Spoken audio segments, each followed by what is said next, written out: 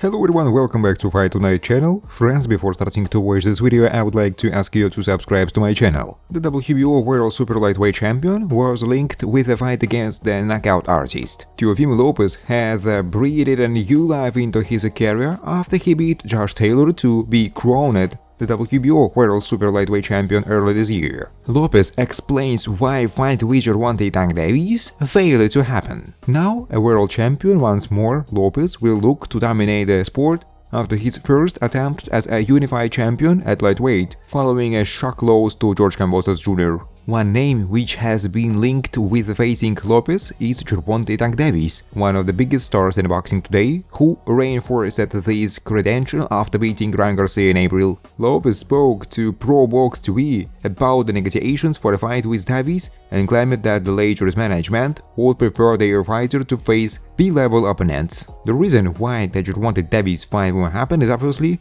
they have their plan of what they are going to do with Tank, Lopez said. It works, good system.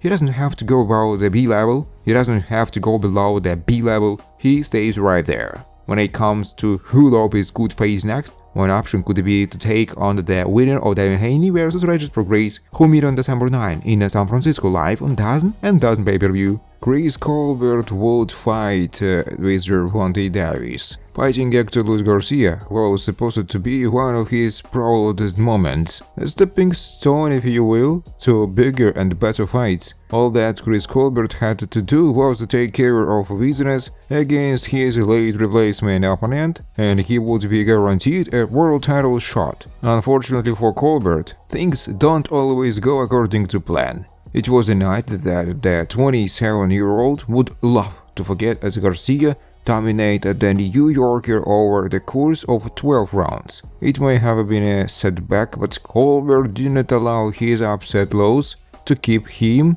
pinned down to the mat for too long.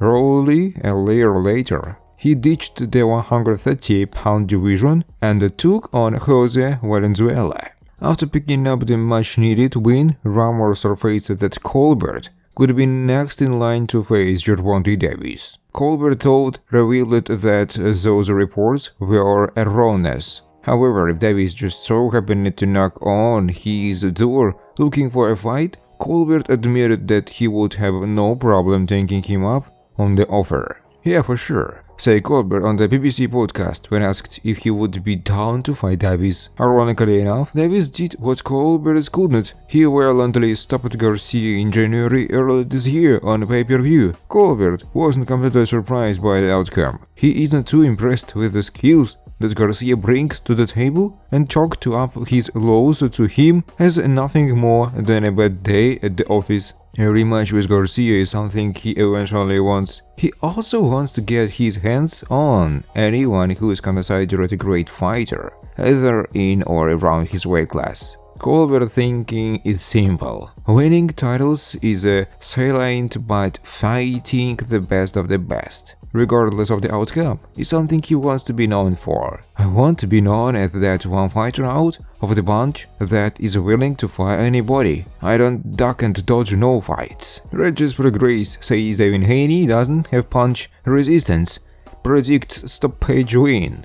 Devin Haney has gone 7 straight fights without scoring a stoppage win. The 24-year-old, nicknamed The Dream, last scored a knockout victory in 2019 when Haney stopped Zaur Abdullayev inside 4 rounds. The undisputed Haney will look to buck the trend when he steps up to face 148-pound WBC champion Regis Prograis on December 9 at the Chase Center in San Francisco on DAZN pay-per-view. I feel like I'm going to stop him, straight up. Ever since they say his name, I've been working. I feel like there is nothing he can do to stop me. I'm going to hurt him. Prograis also questioned Haney's durability, which has come to test at times in bouts against Linares. His punch resistance is just not there. He is a good boxer, but I feel he's got a lot of close calls. That's what professional boxing is all about. Prograis also is coming off a lackluster performance. Devin Haney predicts Canelo Crawford fight. You have got to respect him.